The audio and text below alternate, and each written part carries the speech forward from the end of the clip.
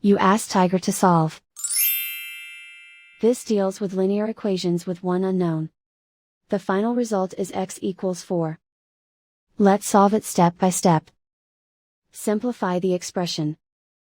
Simplify the arithmetic.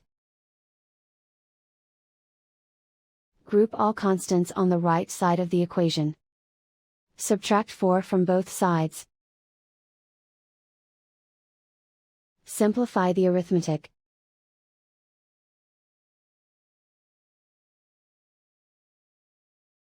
Isolate the x. Divide both sides by 2. Simplify the fraction. Find the greatest common factor of the numerator and denominator. Factor out and cancel the greatest common factor. And so the final result is x equals 4.